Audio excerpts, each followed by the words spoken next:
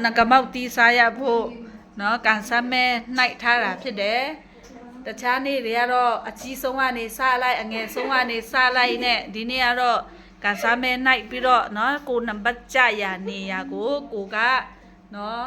တန်းစီရတာဖြစ်ပါတယ်ဂလိုရီယာမဲပေါက်သွားပါတယ်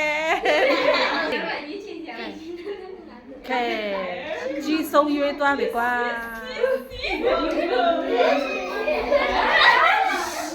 အမလေး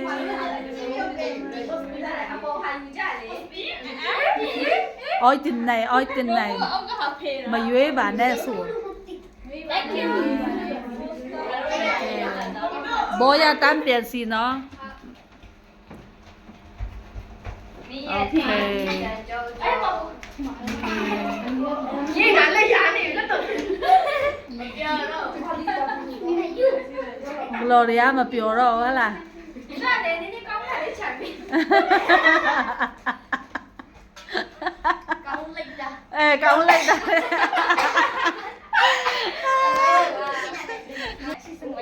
အမလေးဂျင်းနဲ့လားဂလိုရီယာဂျင်းနဲ့ပြီလားလာโอเคရှာရနာကိုလုံးကြည့်ပြမဲ့တီလေးပဲယူရနော်โอเคရပါပြီကျေးဇူးတင်ပါတယ်โอเค